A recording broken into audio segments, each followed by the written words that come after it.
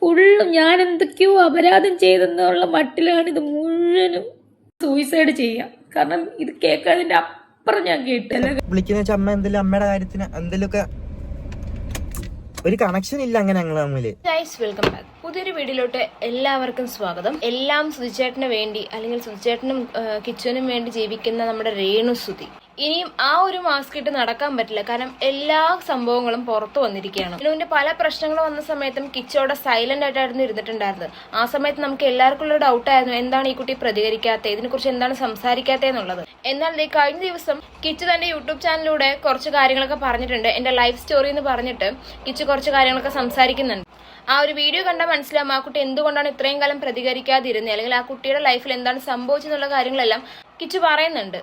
അവന്റെ ലൈഫിൽ അവൻ എന്തോരം സ്ട്രഗിൾ ചെയ്തു എന്നുള്ളത് ആ ഒരു വീഡിയോ കാണുമ്പോൾ നമുക്ക് മനസ്സിലാക്കാൻ പറ്റും. വീഡിയോയിൽ പറയുന്നുണ്ട്, ഞാൻ അനുഭവിച്ചതിന്റെ വെറും ചെറിയൊരു പെർസെന്റേജ് മാത്രമേ ഞാനിവിടെ പറയുന്നുള്ളൂ, എല്ലാം എനിക്ക് ഓപ്പൺ ആയിട്ട് പറയാൻ പറ്റുന്നില്ല എന്നുള്ള രീതിക്ക് അവൻ പറയുന്നുണ്ട്. നല്ലൊരു പാരന്റ്സ് അല്ല എന്നാണെങ്കിൽ, അല്ലെങ്കിൽ നല്ലൊരു പാരന്റിങ് കിട്ടിയില്ല എന്നാണെങ്കിൽ കുട്ടി ഏതൊക്കെ രീതിക്ക് പോകും, എത്രത്തോളം സ്ട്രഗിൾ ചെയ്യുന്നുള്ളതിന്റെ ഒരു ബെസ്റ്റ് എക്സാമ്പിൾ ആണ് കിച്ചു. കൊല്ലം സുധിയുടെ ആദ്യ ഭാര്യയാണ് കിച്ചുവിന്റെ അമ്മ. കിച്ചുവിന് 1.5 വയസ്സായ സമയത്തായിരുന്നു സ്വന്തം അമ്മ വേറൊരാളുടെ കൂടെ പോകുന്നത്. 1.5 വയസ്സ് പ്രായം മാത്രമുള്ള ഒരു കുഞ്ഞിനെ വിട്ടിട്ടാണ് അവന്റെ അമ്മയായ ശാലിനി പോയിരിക്കുന്നത്. അതിനുശേഷം കിച്ചുവിനെ നോക്കിയിട്ടുണ്ടായിരുന്നത് അച്ഛന്റെ ഫാമിലി ആയിരുന്നു. ആ സമയത്ത് സുധി സൂയിസൈഡിനൊക്കെ ശ്രമിച്ചിട്ടുണ്ടായിരുന്നു. അതിനുശേഷമാണ് കൊല്ലം സുധി വീണയെ വിവാഹം കഴിക്കുന്നത്. വീണനെ പ്രത്യേകിച്ച് പരിചയപ്പെടുത്തുന്ന കാര്യമില്ല. കൊല്ലം സുധി മരിച്ചു കഴിഞ്ഞപ്പോഴായിരുന്നു ഈ പുള്ളിക്കാരിയുടെ എൻട്രി. രേണു സുധിയും വീണയും തമ്മിൽ ചെറിയ ഇഷ്യൂവും കാര്യങ്ങളൊക്കെ ഉണ്ടായിരുന്നല്ലോ. സുധിയുടെ 2ാം വിവാഹം നല്ല ഫ്ലോപ്പ് ആയിരുന്നു. കാരണം 24 മണിക്കൂറും അവർ അടിയായിരുന്നു, എന്നും വഴക്ക് കാര്യങ്ങളൊക്കെ ആയിരുന്നു എന്നാണ് കിച്ചു പറയുന്നത്. കൂടാതെ ഈ വീണയ്ക്ക് കിച്ചുവിനെ തീരെ ഇഷ്ടമല്ല. സുധീനെ കാണാൻ പറ്റില്ല, സുധീന്റെ കൂടെ പോണതോ കാര്യങ്ങളോ ഒന്നും തന്നെ ഈ വീണയ്ക്ക് ഇഷ്ടമല്ല. ഇത് തന്നെയായിരുന്നു ആ സമയത്ത്. അച്ഛനായിട്ട് എനിക്കൊരു കോണ്ടാക്റ്റേ ഇല്ലാതായപ്പോ എന്ന് പറഞ്ഞാൽ അച്ഛൻ എപ്പോഴും അവിടെ ആയിരിക്കും. ഈ വീണ എന്ന് പറയുന്നത് അവിടെ ആയിരിക്കും, വീട്ടിലായിരിക്കും. വൈകിട്ടല്ലോ ഒരു ടൈമുണ്ട്, ആ ടൈമിലെല്ലാം എന്നെ ഒന്ന് കാണും. എനിക്ക് എന്തോ എന്നെ ഭയങ്കരമായിട്ട് ഇങ്ങനെ ഇഷ്ടമല്ലായിരുന്നു അവർക്ക്. എന്ത് ക്രൂരതയല്ലേ. ലൈക്ക് അവൻ അനുഭവിച്ച ആ ഒരു സ്ട്രഗിള്.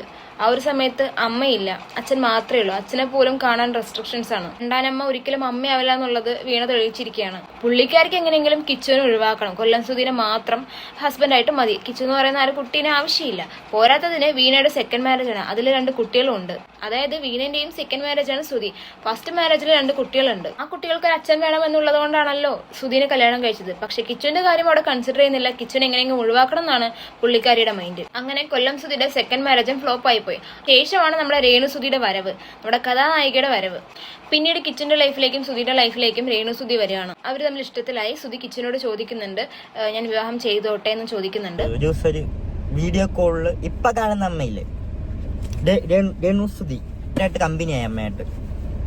സൂപ്പർ ആയിരുന്നു ആ ടൈമിൽ. അപ്പം ഞങ്ങൾ ആദ്യം ഞാൻ കാണാൻ വന്ന് ഇങ്ങനെ കണ്ട് ഭയങ്കരമായിട്ട് കമ്പനിയായി. പിന്നെ അച്ഛനും ഇങ്ങനെ എൻ്റെ അടുത്ത് വന്നിട്ട് ഇങ്ങനെ ഒരു ദിവസം എൻ്റെ അടുത്ത് വെച്ച് ഇങ്ങനെ ഞാൻ കല്യാണം കഴിക്കട്ടെ.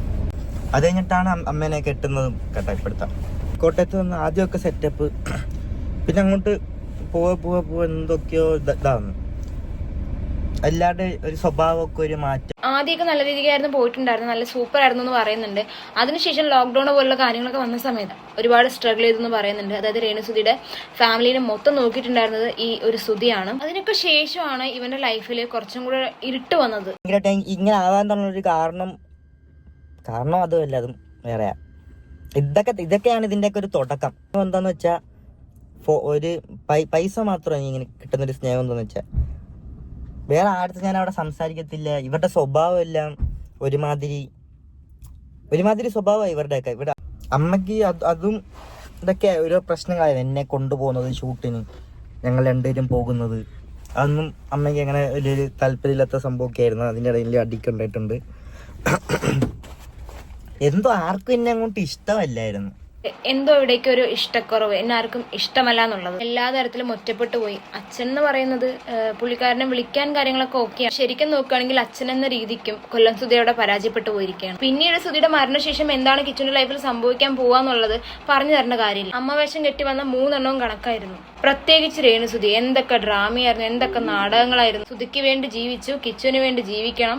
ഇനി അങ്ങോട്ടേക്ക് എന്റെ ഋതപ്പനേക്കാൾ എനിക്ക് കൂടുതൽ ഇഷ്ടം കിച്ചു ആണ്.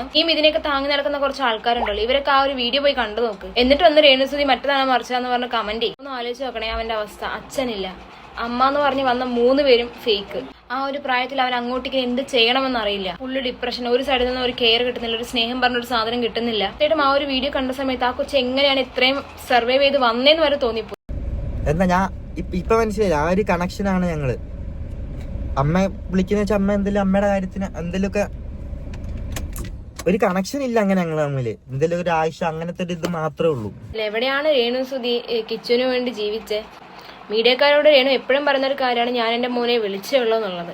എങ്ങനെയാണ് വിളിക്കാറുള്ളത് എന്താന്നുള്ളത് കിച്ചു വ്യക്തമായി പറയുന്നുണ്ട്. സത്യമായിട്ടും അവൻ്റെ ആ ഒരു വീഡിയോ കണ്ട സമയത്ത് വല്ലാതെ അങ്ങ് ആയിപ്പോയി. നമ്മൾ കണ്ട അല്ലെങ്കിൽ നമ്മൾ വിചാരിച്ച ആ ഒരു കിച്ചോന്നല്ല അത്. ഒരു കുട്ടീനെ നോക്കാൻ പറ്റില്ല എന്നാണെങ്കിൽ അതിനുണ്ടാക്കരുത്. അല്ലെങ്കിൽ ഒരു അമ്മയില്ലാത്ത കുട്ടീൻ്റെ ലൈഫിലേക്ക് വീണ്ടും ഒരു വിവാഹം ചെയ്യുകയാണെങ്കിൽ അതിനെയും കൂടി കൺസിഡർ ചെയ്ത് അതിനെയും കൂടി സ്നേഹിക്കാൻ പറ്റുകയാണെങ്കിൽ മാത്രം ആ ഒരു ലൈഫിലേക്ക് പോകും. പട്ടിയപൂച്ച അല്ലല്ലോ, മനുഷ്യന്റെ കുഞ്ഞല്ലേ. അതിനെ നരകിപ്പിക്കാതിരിക്കുക. ഇത്രയൊക്കെ കാണിച്ചിട്ടും എങ്ങനെയാണ് ആ ഒരു വീട്ടില് ഇപ്പൊ രേണുസുതിന്റെ ഫാമിലിക്ക് ഇരിക്കാൻ പറ്റുന്നത്? രേണു ആയാലും രേണുവിന്റെ ഫാമിലി ആയാലും എല്ലാ സമയവും കിച്ചു വാടിച്ചിരിക്കുന്നതാണോ ഇവർ വിചാരിച്ചിരുന്നത്? എന്തായാലും നല്ല ബെസ്റ്റ് ടീംസ് ആണ്. ഇനിയും എന്തൊക്കെ ഡ്രാമ മെഴുകി വരുമെന്ന് ദൈവം തമ്പുരാൻ അറിയാം. എന്തായാലും കർമ്മ എന്ന് പറഞ്ഞൊരു സാധനം ഉണ്ടല്ലോ, കിച്ചനോട് ഈ ചെയ്തതിന് എല്ലാം വഴി കിട്ടിക്കോളും.